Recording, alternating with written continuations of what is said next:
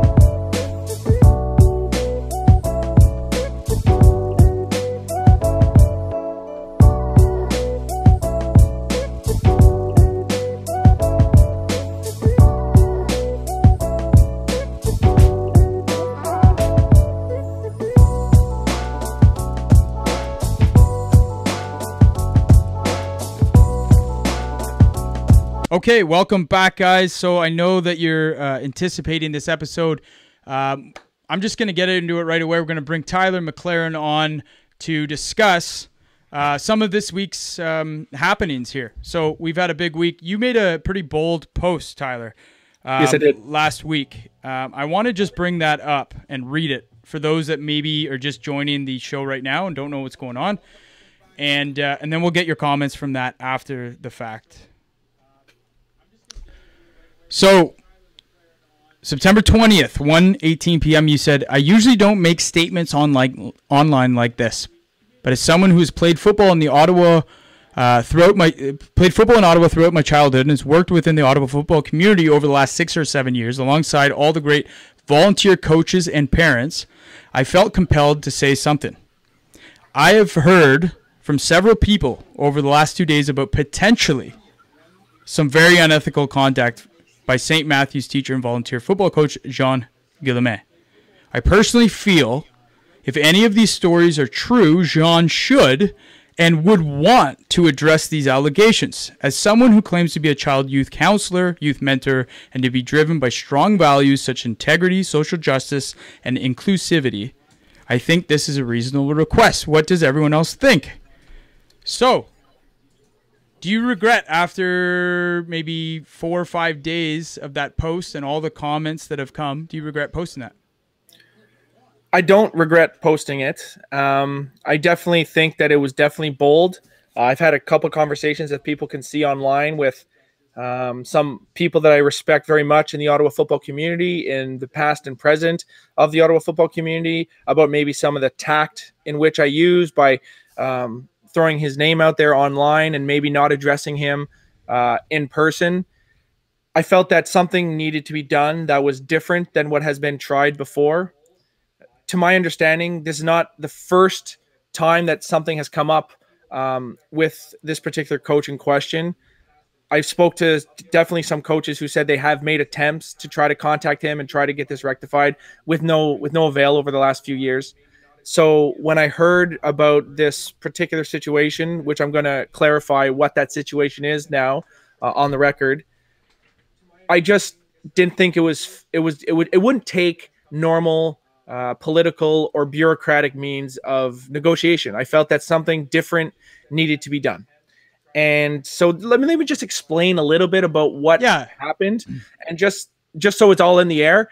This isn't a number one. I want to say it's not a personal attack on Jean. Okay, I have met Jean multiple times. We tried actually a few years to maybe do some filming for St. Matt's. I know that you did film some of the games a few years ago, and I know 3 years ago, I think right when he came back, we tried to set up something till we do all their games. I know that he was a guest speaker at the Canada Football Chat Coaches Conference, and we filmed one of his speeches when I was there filming that for you guys with Steve in there a few years ago. So this is a person who I know personally and have no personal, nothing personal against him. What had happened was there's currently this year in the midget program, we have developed a new league called the Big Ten, and we have 2 teams from Ottawa playing in the QMFL. And one of those teams is the Orleans Raftsmen. And the head coach of that team is Ron Raymond. And after filming their games this year and filming multiple games for Ron over the past 7 years of us being involved in football, we've developed a relationship with Ron. We understand what he's all about, and we really respect what he does. After one of their games, it came to our attention that a couple of their players decided that they would quit the team and transfer school boundaries and play for St. Matt's High School. I spoke to Ron, and he said he immediately contacted the head coach of St. Matthew's football team and asked him if he knew anything about this and what was going on. At that time, the head coach, Jean, told Ron on a phone conversation that he didn't try to poach these players. He didn't try to tell them to come, but he was too busy to talk to Ron because he was currently on the phone with one of those kids' parents at that time. That was the last contact that we have about that situation. When I heard that, it was something that I really couldn't hold it in anymore. I felt it needed to be addressed. Like you and I have talked about, and like I mentioned it on the post, the truth of the matter is there's only one action that Coach Jean should have taken in that situation. I believe strongly that the only course of action that he should have taken would be to have a conversation with those players and say, listen, guys, quitting your football team after week 6 of the season is not the right thing to do under any circumstances. Maybe a few circumstances, but that's not the case in this situation. You shouldn't quit your team. You should finish the season with your team. And if you still want to come to my program at St. Matt's and be part of what I'm doing here, then you can do it after your season. You can come and join us, and you can train once your season's over, and you can go to school here, and we'll get it set up for you. And then next football season, you're going to be able to play. If he didn't say that, I believe he acted unethically. It could be worse than that, but I'm not claiming it is. I'm saying is how exactly, like, what do you mean? How could it be worse than that, for example? Well, let's just say, for example, that these players from the Raftsmen chose voluntarily just to quit the team and join St. Matt's because they've heard such great things about the program. That's a good thing for Jean because that shows that his program is doing well. But he should tell those guys, listen, guys, I really don't think the best thing for you guys to do right now is to quit your team and join my team because I'm not going to let you play on my team because you are on a team right now. But what I mean by if it's worse is that if he or other members of his team or other players on his team were actively recruiting players from the CAFA teams or other high school program teams, which I'm not saying they are, but that would have been a worse situation. I have not heard that to be the case. That has never been something that I have claimed he did. All I'm claiming is that if Jean didn't have a discussion with those players in question about not quitting their team that they committed to, and were being, one of the players was their best player. He was, all-star type of player, potentially even MVP of the league based on the record. Then I don't think he was acting in the best interests of the kids. He was acting in the best interest of himself and of the St. Matthew's football program. And what it looks like right now is it looks like these players might not have any place to play football this year. Well, that's what I was interested in. Have you found out, like, what's the outcome? Why is this so serious in your estimation? Well, to me, like, the big thing is it's a serious problem because, well, first of all, I want to say another thing is that this isn't the first or the last time that this has happened. Okay, this isn't the worst thing that's happened either.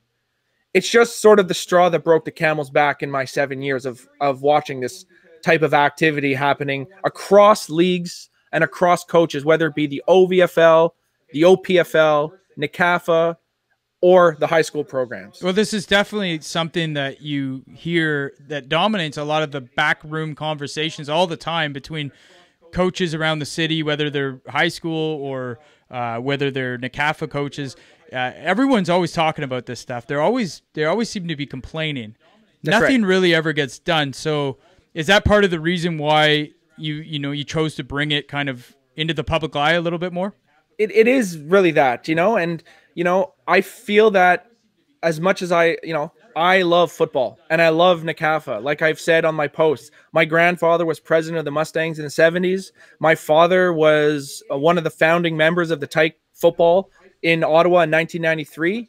He coached, he was president of the Mustangs for 7 or 8 years. I played Mustangs. I played Myers Riders. I played Gloucester Dukes. I played Cumberland Panthers OVFL, and I played Junior Riders. I've been through the entire gamut of NCAFA football. I've seen it all. I've heard every rumor. I've seen every bad activity happen. This is not the worst that's ever happened, but it was, to me, the straw that broke the camel's back, because the way that the Midget League has been prepared this year, the fact that this was a very delicate situation with the Midget League, it's a new thing, and to see a team's potential season get ruined by this type of activity really, really upset me.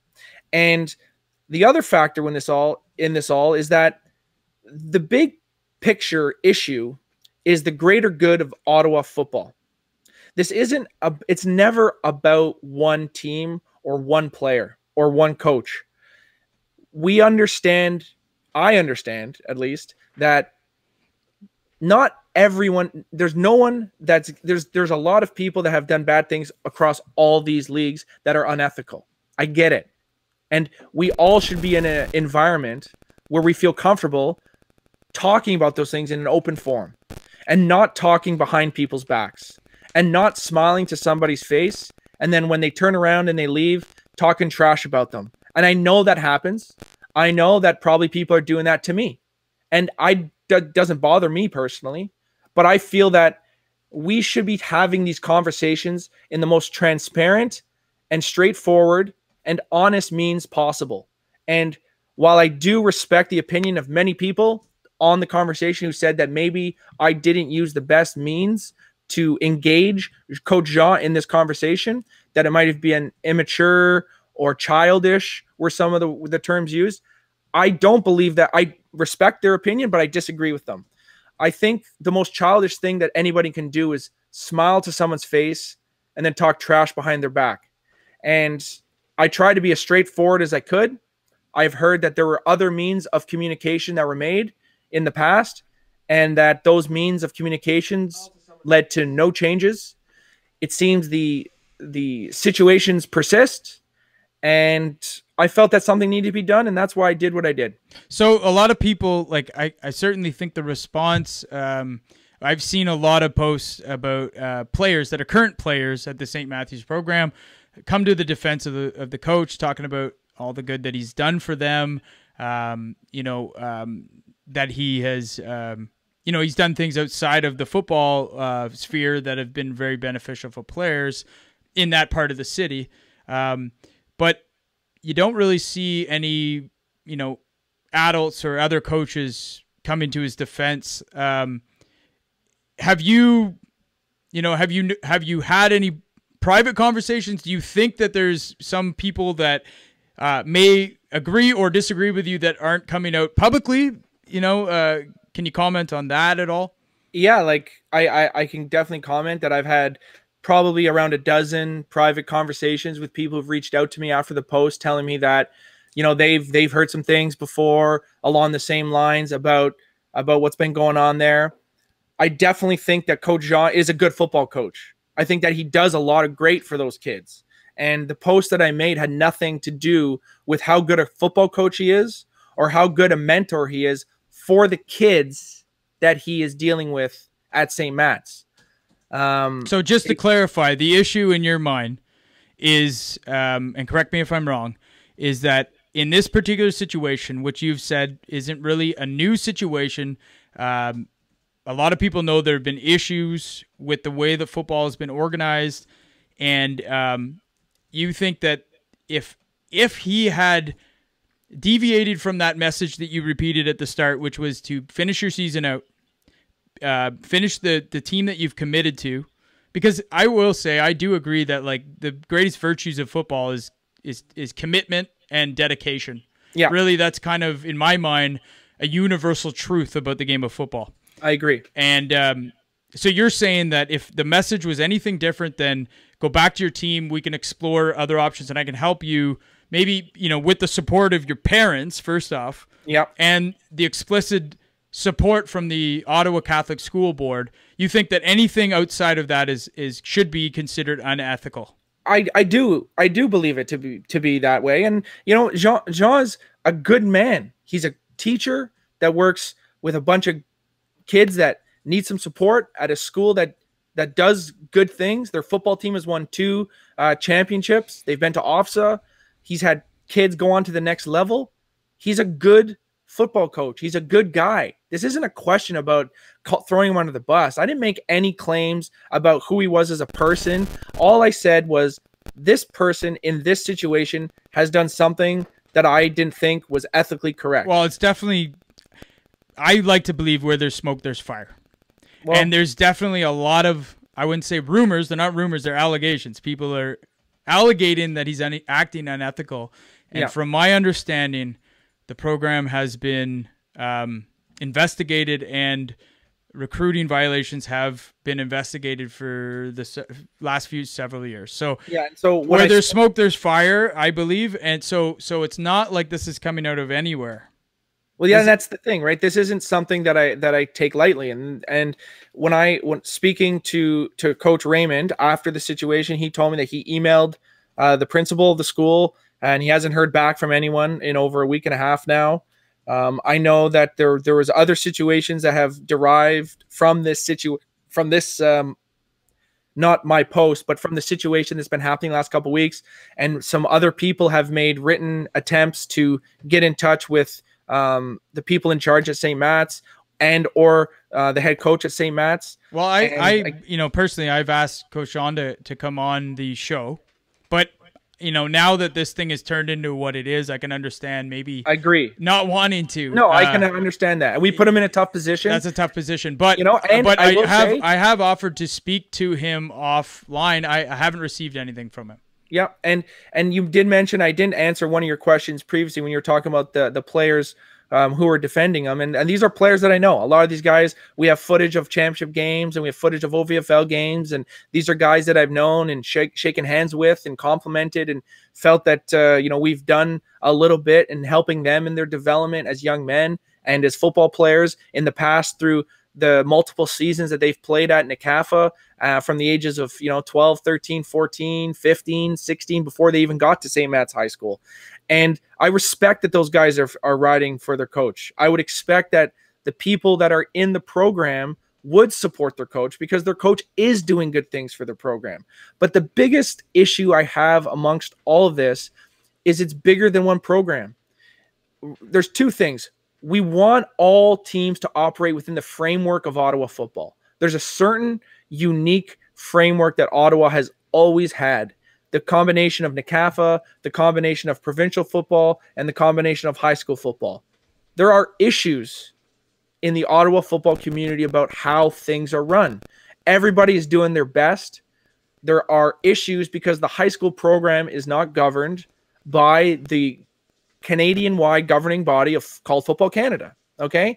And if they're able to not be governed by the rules that Football Canada has been implementing over the last 5 years, and you and I have been vocal in our maybe not distaste for Football Canada, but just in their lack of maybe foresight in the past, I think in the last 5 years they've done some great things. I think Football Canada has really pulled their pants up and got down to business and made some great changes to help the sport, which is in danger. We all know the things that people talk about when it comes to football, with concussions and with multiple playing seasons and with all the rules and regulations about trying to maintain sort of a status quo of age groups and weight limits, all this stuff. They've done a really good job. But the fact that the high school program, all high school teams in Ottawa, aren't operating under the unified body of Football Canada, there's a lot more potential for them to draw outside the lines. And we need to have an honest and open conversation about what the ramifications of that really are. And I can tell you, I have spoken to over 50 people since I've made the post, online, in open discussions and off the record discussions. And the bottom line is, this is not new. This is not the first allegation against the St. Matt's program, and it's not the first allegation against a high school program. It's happened to OVFL teams. They've done it. It's NCAFA teams have probably done it, though I haven't heard that as much as other programs. And also OPFL teams have done it. And so have other programs as well.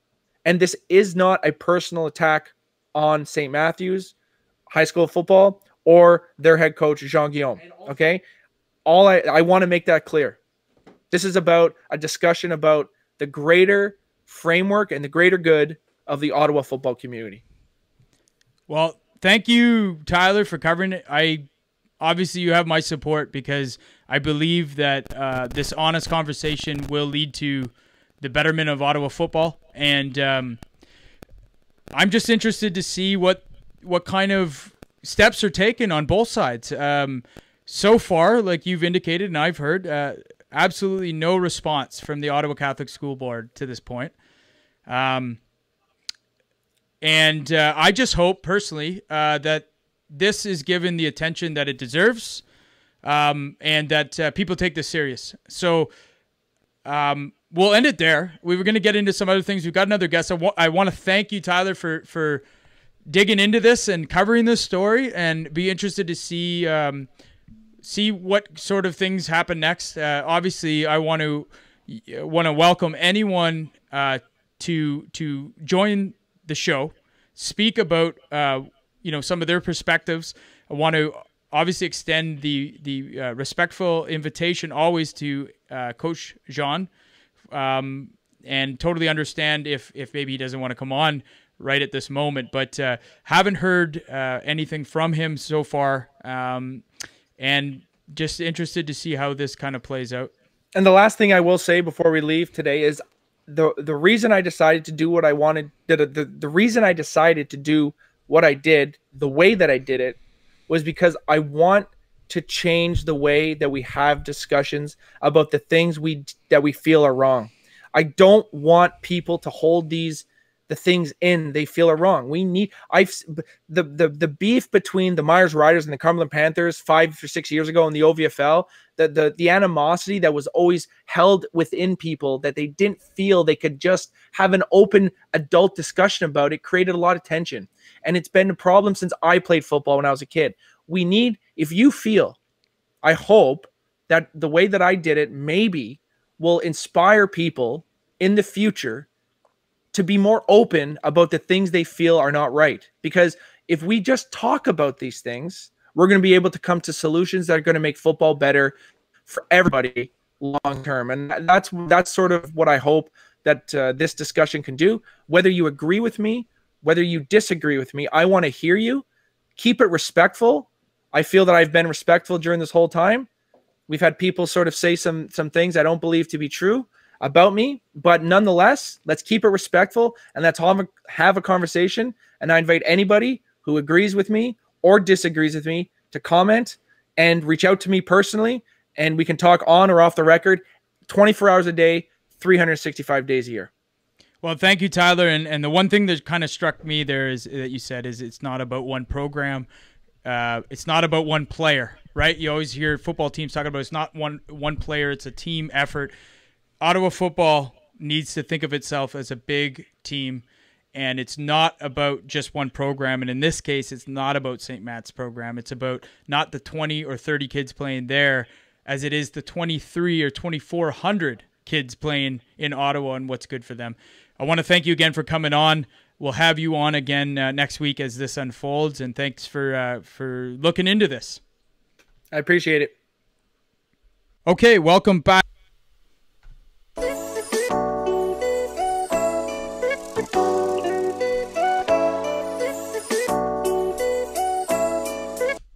Okay, so what do you guys all think? We're going to take a second. I'm going to boot over here, read some of the comments, and we'll hear kind of some of what you guys all think here. So, couple things here. Jimmy Fada comments, NACAFA has rules and protocols, and high school has none. Not even heads-up certification and concussion protocols. So there's definitely, I think, a legitimate concern as to how the Ottawa Catholic School Board goes about its business. The question is that Jimmy posts is, they're not governed by Football Canada, which is kind of the one direction that the sport's going in the country. And they, like Tyler mentioned there, I think he made a good point. They're making great strides in the last 5 years to try to get any of the issues corrected with the sport, and to have an organization that's not respecting that. They from what I hear, they claim that they follow the same thing. So they basically copy all the benefits, but they don't contribute to the actual organization. Do they meet? My question is, do they meet? Do they have meetings? Do they have records of their meetings? If they are meeting regularly, what do they talk about? Do they try to improve things? Do they meet with the officials regularly? And I could go on and on and on, but I won't right now. I'm still interested to see the response from the Catholic School Board to see if this is an issue that they care about. The question in my mind, and I want to thank Tyler again, for coming on just a moment ago, talking about this, and his post really has kind of lit a fire under a lot of people's, derrieres.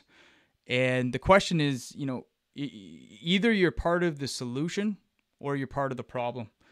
So let's read a couple more things here. Sean Murphy, defining what is winning program is also part of the problem. If we don't place emphasis on wins, then poaching will go away. Look at the CIS programs who don't always win championships. Yet they have the most amount of CFL players. So the question there is that Sean's posting is, if we put the emphasis on development as opposed to winning at the amateur level, perhaps these are less issues. But what I will say to that comment, Sean, is you have to work together. You have to be organized, and you have to be willing to put in the effort to be organized. It's not supernatural. I understand NACAFA is met once a month throughout the year, not just during the season or shortly before the season starts, but 12 months a year. I think that's important. Andrew Ellis says it's mostly the Catholic schools that have the bigger football programs at the high school level, which is true. We know that. I believe a couple of years ago I looked at the statistics, and out of approximately 55 high schools in the city that are public high schools, 12 to 15 in any given year actually offer football, which comes to the whole point of how did NACAFA develop in the first place. It's 56 years old. It developed because not every area of the city could offer football. So NACAFA stepped in and offered football programs in areas where the high schools couldn't. Not only that, the reason that Ottawa football has been so successful on the provincial level is because we have such a well-developed developmental program. And we start at 7 years old now. So to Tyler's point, where a lot of the response in defense of, in this case, St. Matthew's coach Jean, is that all these players that played there went through 5 to maybe 6 years of development under the Orleans Bengals or the Cumberland Panthers. And in some cases, the Nepean Eagles, if they're transferring from one end of the city to go to high school at St. Matt's. So I think these are interesting things to keep in mind. Barb mentioned that it's been going on forever. I personally don't believe that that's just where we're going to leave it. You know, back to the point of you're either part of the solution or you're part of the problem. I don't think this is insurmountable. I think these are issues that we are the caretakers for the sport at this time. You know, all of us that care about this. So it is our responsibility to fix these things. And like Tyler mentioned, saying one thing to somebody, smiling to them, and then talking negatively about them in their back is not the way to do it. That's not how we should be leading the future, caretakers of the sport and the players that come through the city. And I think the OVFL is a good example of what can go wrong. I mean, that was a very viable and strong league, and because they didn't do what was necessary at the time, and I know Maurice Jackson's watching this, but and believe me, I think she did a phenomenal job and she worked very hard, but at the end of the day, they didn't do what was necessary when it was necessary, and the league eventually fell apart. And what can very well happen to Ottawa football or football in general in this country is that if we allow a certain type of dogma and a certain type of narrative that isn't necessarily true, where we should be sending all of our players down south, we are going to lose this sport. And to add that, I think the people that have the most to gain or lose is the university programs, which are really the pinnacle of youth sports in this country. And they don't seem to be all that involved in any conversation or development of the sport in this country, which I find it surprising, to say the least. I could use a few other adjectives there, but I won't. Let's look at a few more. I'll shut up on my rant here. I'm going to just go back a few comments here. Christian Nally. People were talking about in the Facebook post about how important it is to be just coaching the sport, but also teaching life lessons. Yeah, we saw that response that coaches aren't just, football coaches, but they check in all year. That they genuinely care about their players. Now, that isn't unfortunately anything unique at the St. Matthews program. There's coaches all over this city that contribute to this game, contribute to our youth, and care about the players. In terms of checking in on the players, that's fantastic to hear that happens over at St. Matthews. But it's also important to separate the fact that he's a teacher, so that's his job, and I would hope that he's checking in on his teachers and his students' grades. That has nothing to really do with coaching football there.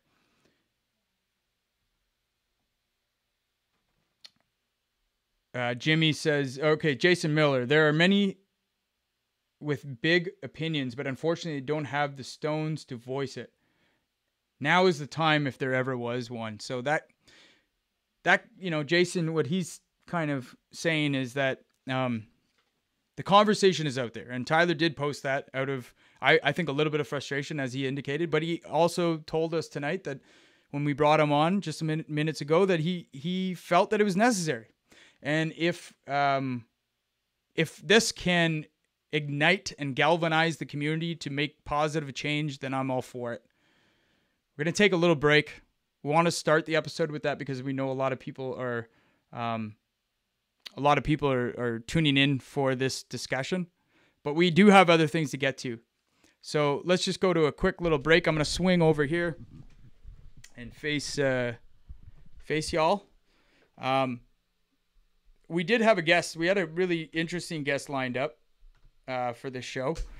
And Anthony Cannon lives in Toronto. He was drafted in the 7th round by the Detroit Lions and went on to play for the Argos afterwards. He now lives in Toronto, and he does 7-on-7 leagues. The International Development Fast Football League is his company and league. I spoke with him. Unfortunately, he wasn't able to come on tonight, but we are going to try to get him on to start talking about how Ottawa Football and NCAFA specifically want to enter the non-contact market in the offseason and find out all the benefits that Anthony thinks that comes with 7-on-7 and flag football. It's definitely the direction that the sport's taking. We're going to talk a little bit more about that and get to the power rankings in week 7 when we return. Thank you for joining us on the HESN podcast. I'm Jesse Card, and we will continue shortly.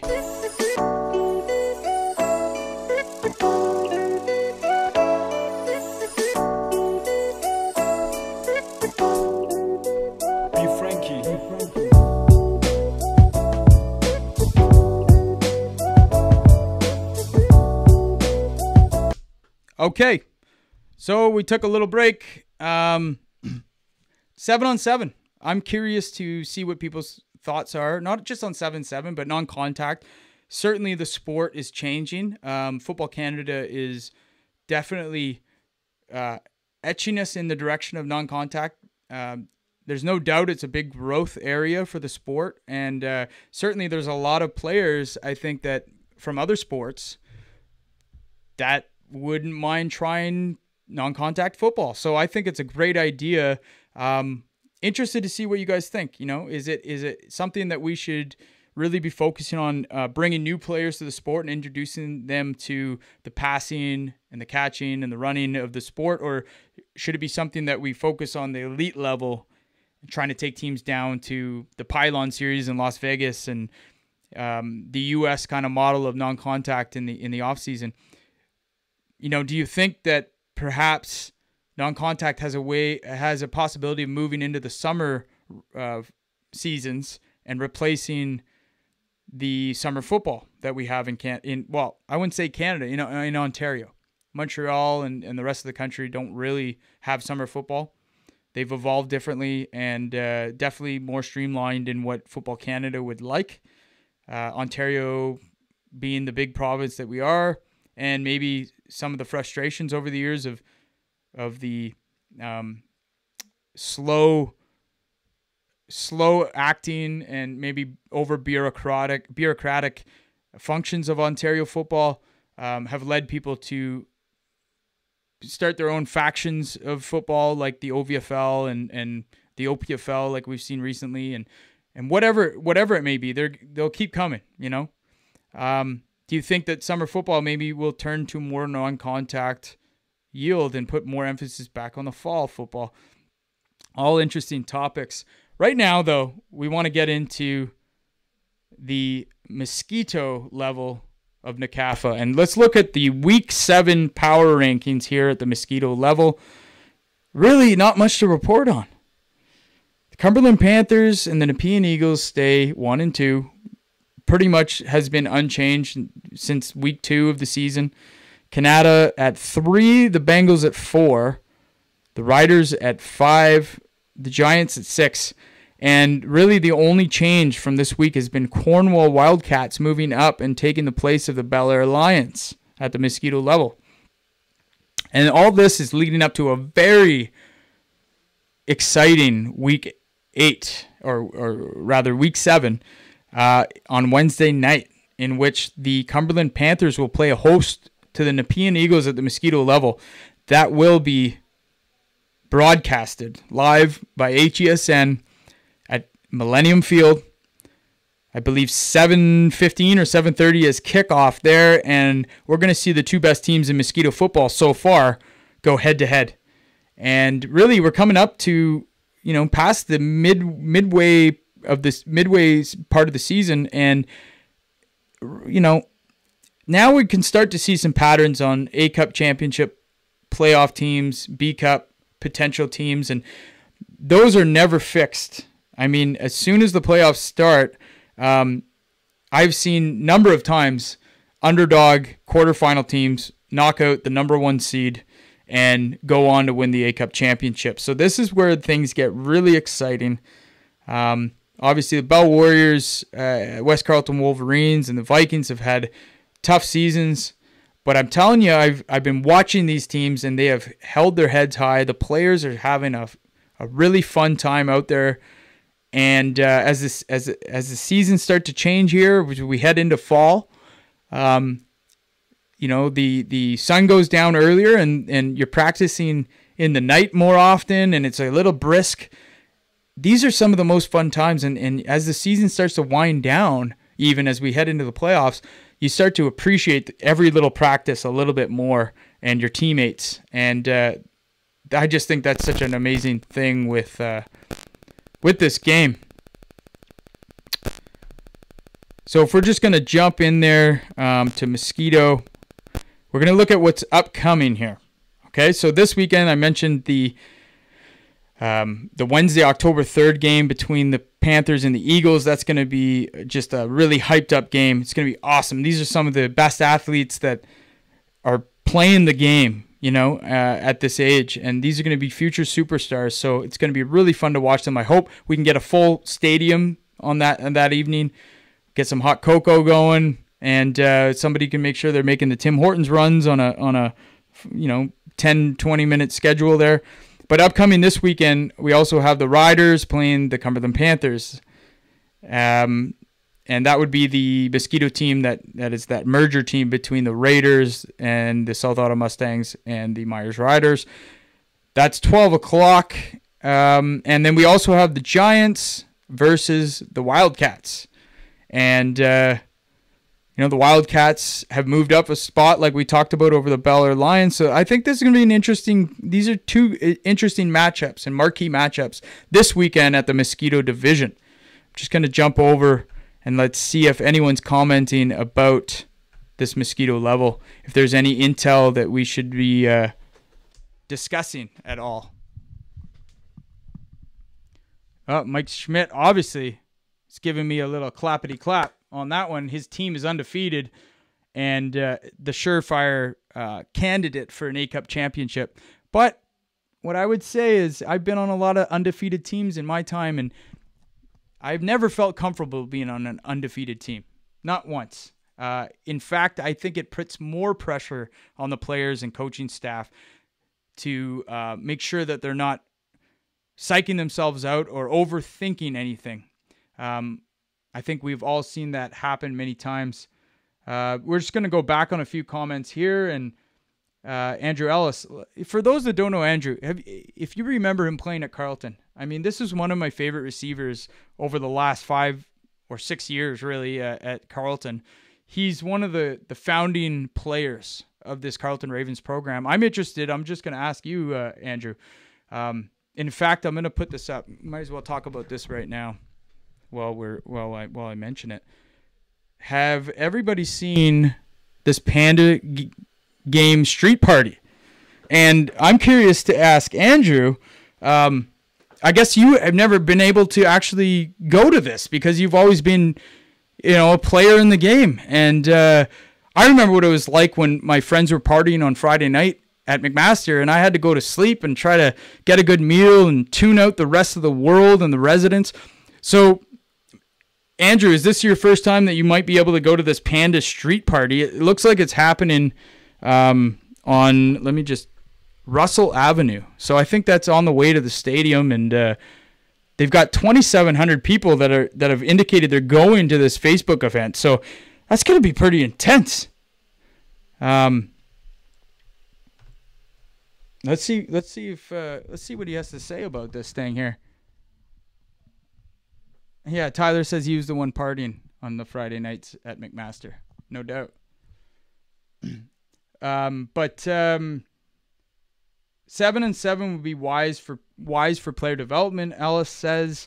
And I think definitely at the older levels, it'll be an attractive move to move into the 7-on-7 and possibly with Anthony's league in Toronto setting up a tournament. There's also a pretty strong flag football presence in Montreal, which we also have a very strong partnership with now with the QMFL. So all good things coming down the pipe for Ottawa football. And I just got to close a bunch of... I don't know why. Does anyone ever get this with their computer where all of a sudden the sidebar just has like 1,000 updates? Does anyone know how to turn that off? because I've just been dealing with it for 10 years where I spend like 5 minutes a day closing all these tabs.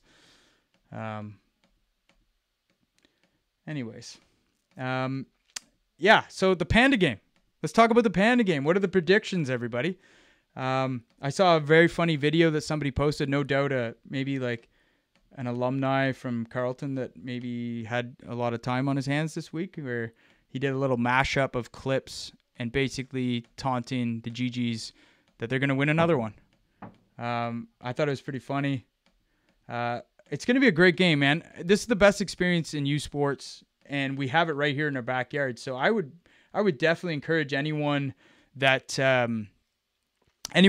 is free on Saturday, that doesn't have anything else going on, no obligations.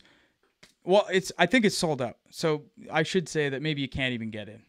And I'm one of those. I'm going to be changing the brakes on my car on Saturday, so I can't go. But I'm definitely going to have it on OUA.tv, checking it out. Okay, so here we go.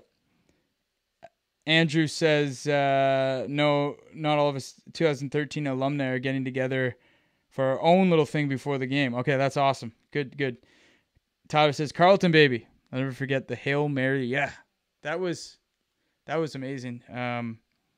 We helped Carleton figure out how to live stream in 2014 when it became mandated by the OUA.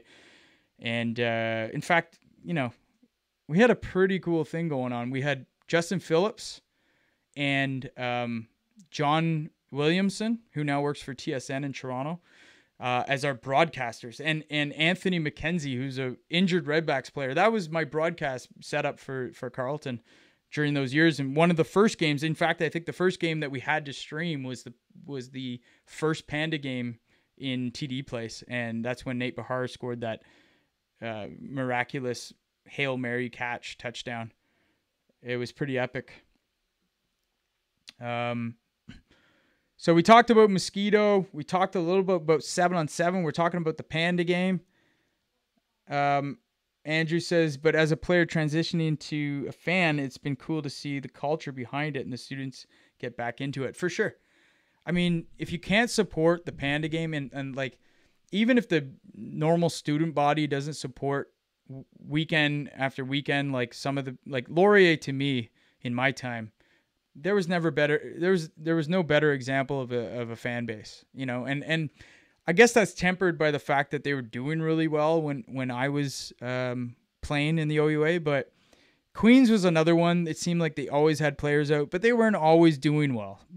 So I guess it depends on, the caliber of the teams that they're putting out there. We can see Western is at an all-time high, obviously, because they're killing it. They're one of the best teams of all time right now. I believe that Carleton could have done better in terms of their fan base. I think they hired that gentleman that came in who was kind of like a pseudo CEO the first year, and he was I think it was fair to say that it was a stepping stone for this guy. So I don't think he was really bought into the long-term vision of the Carleton Ravens. But I think Carleton could have done a better job. They were in this perfect position back in 2012 where the whole city rallied around them getting the program back. A lot of people were involved in Carleton's, emergence back into resurrecting that program. And definitely there's a lot of optimism. There still is. And the team this year, I think, still has a lot of potential to make it not only into the playoffs, but maybe potentially to a semifinal and potentially a Yates Cup. I wouldn't put it past them.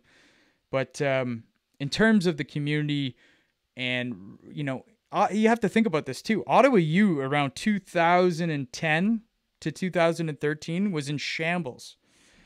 And Carleton could have really, I believe, in my theory, is solidify itself as Ottawa's university program and really overshadowed the Ottawa GGs. They failed to do that, and now we see that they're really on par. And maybe that's for the best because we do have two university programs to support, but that's the way I see it. I think the athletics department at Carleton could have done a much better job. So I'm going to spin around, and we're going to bring up the Pee Wee Power Rankings for Week 7 in the National Capital Amateur Football Association. Once again, just like the mosquito level, not much to report on. Everything is status quo. We've seen the teams really start to stabilize here. The Cumberland Panthers, again at Pee Wee, are number 1. They have been for great majority of the season. The Myers Riders, number 2, and the Lions, number 3. We were fortunate enough to see these Lions perform, and they have that outstanding running back, Jerry, that is going to be an electrifying player to watch as the season rolls down, as the games become more important, and teams know who the spark plug players are on these teams. The pressure mounts on these teams to be able to execute the plays that they're accustomed to scoring on and gaining first downs with.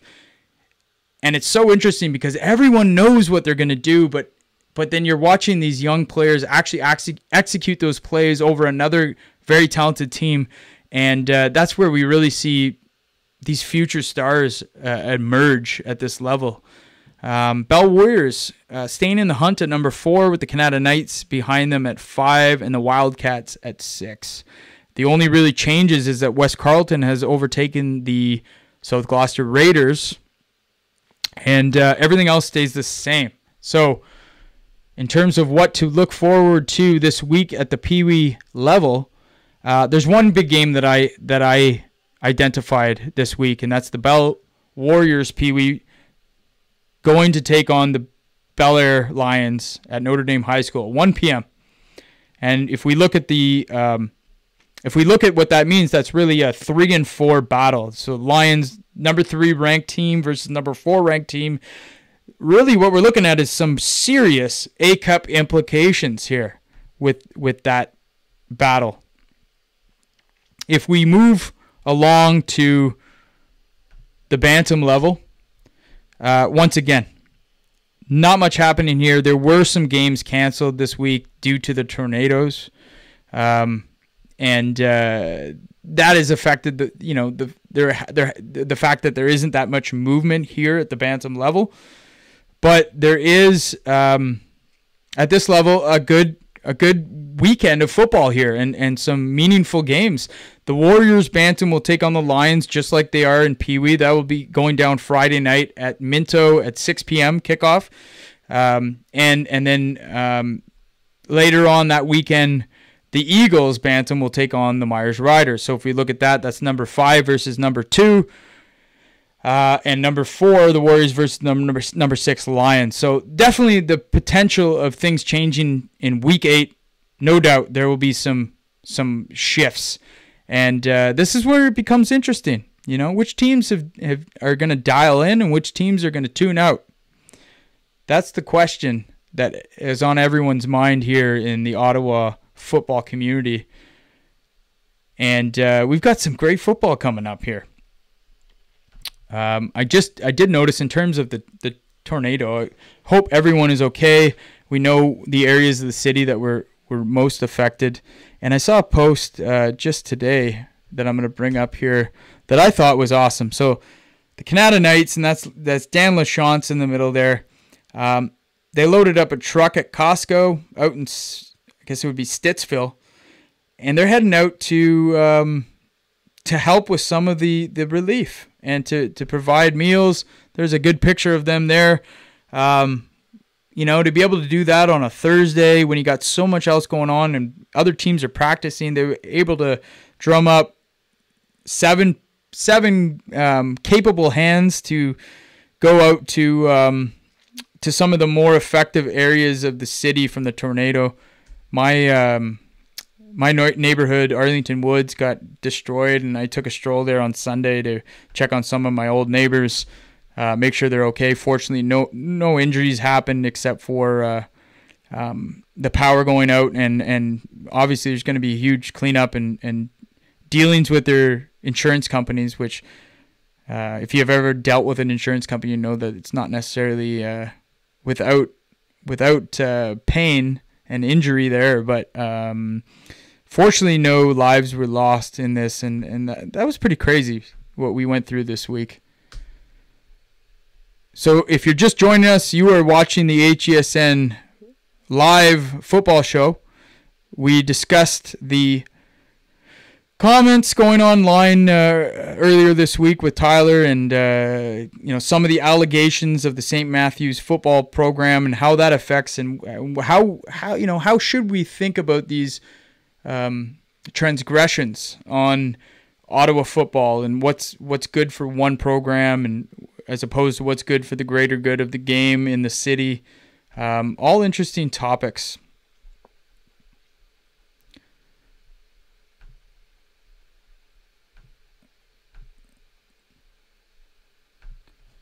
So if we look now at the midget Big Ten power rankings, we're into week 8 already. There are no changes. Everything has completely stabilized. We saw, I think, the biggest news this week is that the number 4 North Shore Mustangs took on the number 1 Sun Youth Hornets. Sun Youth beat them earlier on in the season, and they beat them big again. And I think some of these teams, especially number 2 West Ottawa, should be starting to watch film on these Sun Youth Hornets now. And now you don't want to jump and assume you're going to play anyone in the playoffs. But in terms of an interprovincial bowl and who you're gonna face, obviously you've got to get through the opponents here at home first. But I would definitely start to allocate some coaching resources to the Sun Youth Hornets, and they.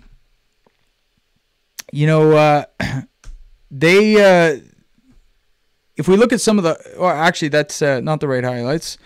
These are the ones we want. I've noticed a few things. So the North Shore Mustangs, who came out and beat the Eagles week 1, they have changed their offense quite a bit over the season. They have a big running back playing now, and running through between the tackles, being able to pick up those hard yards and extending drives. They have a very capable quarterback, but the Sun Youth Hornets, the reason that they have been so effective is this number 5. Their quarterback is unquestionably one of the best players in this Big Ten division. Their defense, as you can see by this play, physical, fast. Any offense going up against them is going to have to execute equally quick on all their plays. Very decisive in what they're running. And Sun Youth has this receiver that we're probably going to see in these highlights right there. This guy. This is a long, tall, capable receiver, and he ain't wearing number 1 for any reason other than he's the best player on their team. This guy's going to be tough to stop, and I would be very surprised if anyone knocks this team off this season in Montreal. We're probably, my guess is we're going to see them in the Interprovincial Bowl. Against who from Ottawa? I don't know. Can't answer that. I know that the Giants have them in their last week at Millennium. That'll be broadcasted for the fine people of the city on HESN. But they've got to get through a few opponents here at home before they start thinking about this. But I just want to say that this team, definitely you need to start thinking about before they're right in front of you. And we'd love to see an Ottawa team be able to take home that Interprovincial Bowl. The Eagles losing to the North Shore Mustangs last year. The Eagles, after a couple of tough weekends, they actually get a win this weekend, and so do the Raftsmen. So we've had so much talk about the Raftsmen this week because of the post online and the aftermath of that. But I'll tell you right now, the Raftsmen, they win. I think they were disappointed in their performance this week because Shadow Gay have lost a lot of players. They came into Ottawa with a short bench. They had 23 players, maybe less. I think their season is kind of pittering out, and I don't think that they would be upset with me saying that about it. Orleans, on the other hand, have faced some adversity, and they have kind of been in the crosshairs of all these conversations. But I'll tell you what, they came out, they played well. They certainly played well enough to win that game, albeit by 1 point. I think they're disappointed that they couldn't put up more points, but there were a few players here. Max, number 5 on the corner, Sabrin, who right there gets his first pick of the game. Now, Max we've known for many years. He's played for the Panthers organization. He's from the Glengarry area, along with the quarterback, who's also from that area. He went to a private school in Quebec for the last few years, got bigger, got stronger, got his grades where they need to be, focused on school. And now he's back, and he has grown. He's shot up in height, and he looks phenomenal. He really looks good out there. He's got I was comparing him to a corner from Laval, Pascal Masson, who won a couple of Vaniers with Laval before getting drafted to Calgary Stampeders, going on playing with them for many years. Just a long, athletic body. He had 3 interceptions in this game and a punt return for a touchdown that was called back due to not a very good hold, but a hold nonetheless. Here it is here. That's the hold. They even said that he stepped out there, or there. He might have. Nonetheless, this guy's dangerous on the return. So now the Raspmen have 1 loss. It was the first loss of their season. They are on a roll. Obviously, we've well documented the adversity that they've been handed this week. I believe they made a lot of cuts to non-essential players that maybe were doing less for the team than good. And they feel confident that that was the right move. And I'm telling you, at the running back spot, as you can see there, they haven't skipped a beat. So that goes to show you how good that O-line is, led by Ben Lancaster and Jason Marion playing the tight end spot. They're a capable team. It's going to be very interesting to see how they finish up against St. Lazare, who they won against 1 point. A lot of close games here. This is going to be a good finish. And if we look at this division right now, there are no changes going into Week 8 for the QMFL Midget Conference.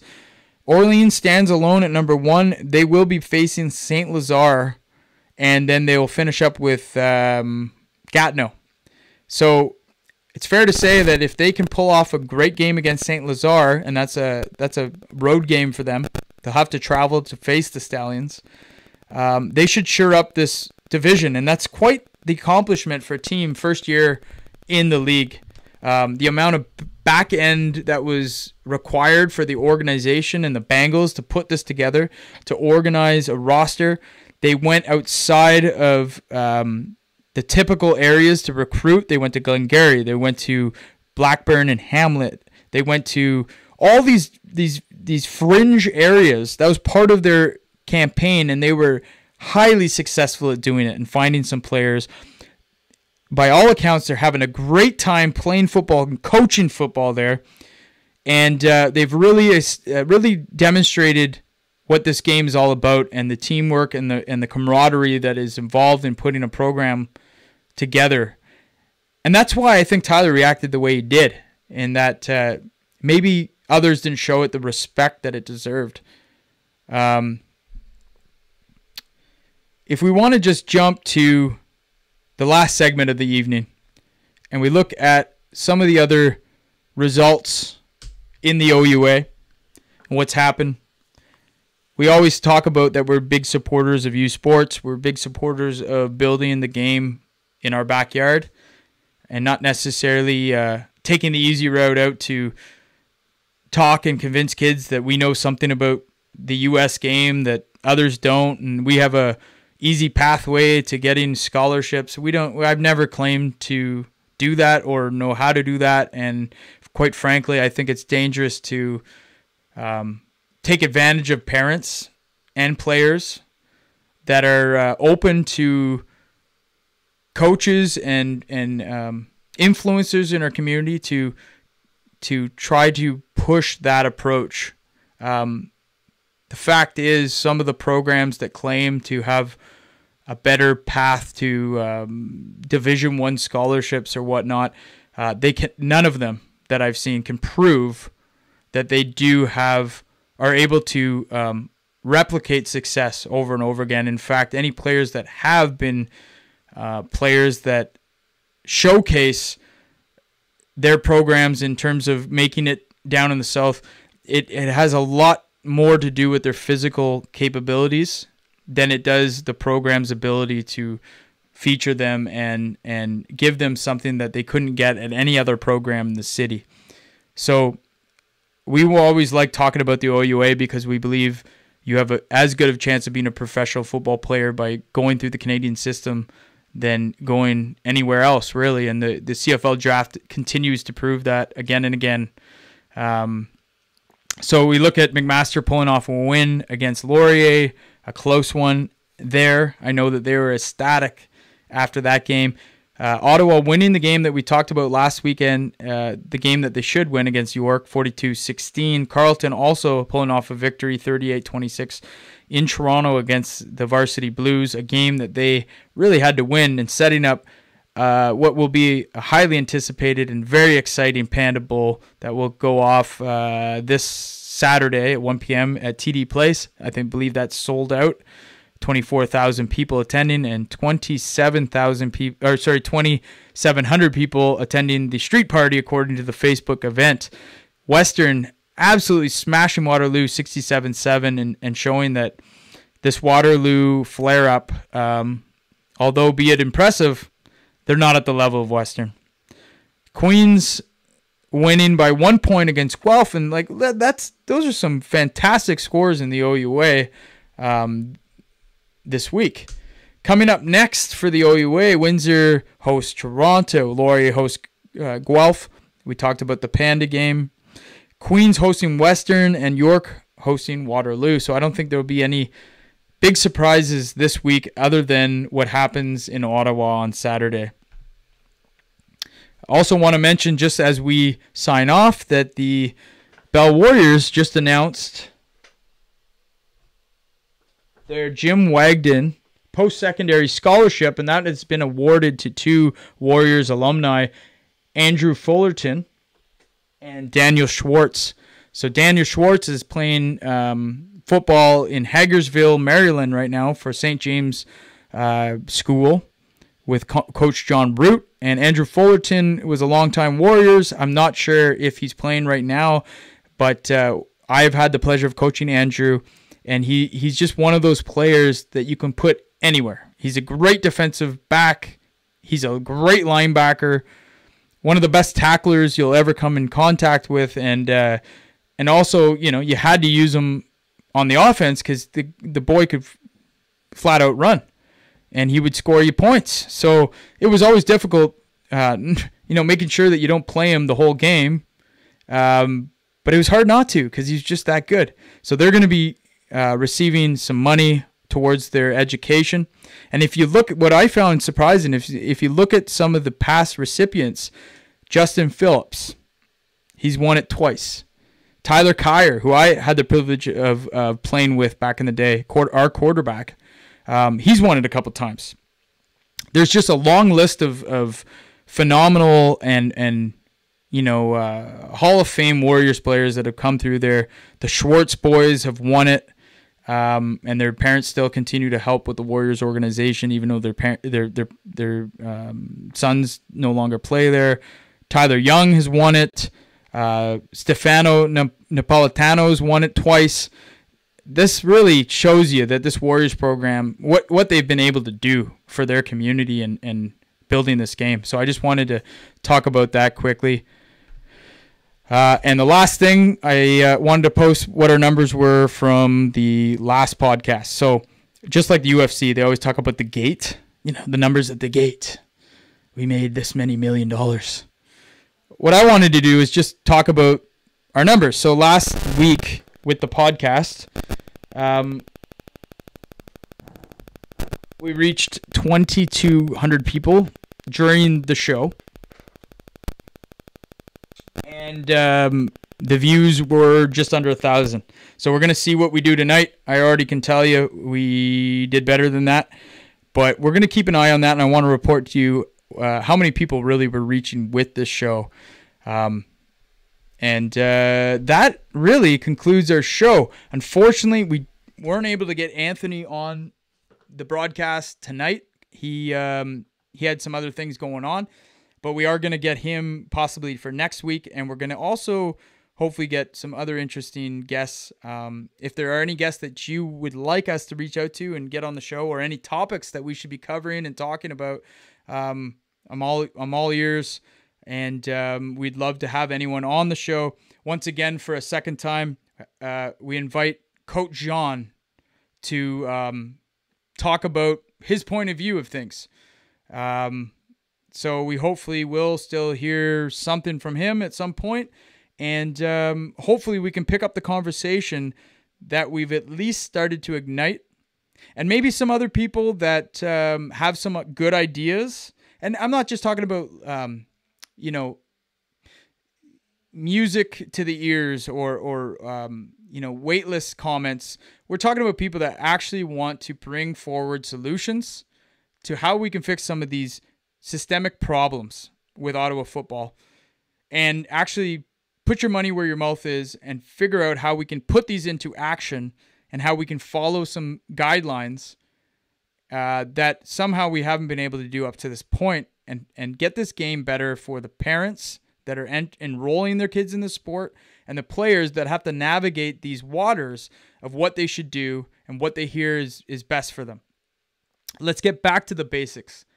Let's focus on the facts, and let's be efficient with our time so that we can gain the best yield with all of our resources. These are all important things to focus on and question. And I thank you for joining us tonight. For all of those that help us make this show, and those that have reached out to us over the course of the season, I thank you. I'm Jesse Card, and you've been watching the HESN Live Football Show.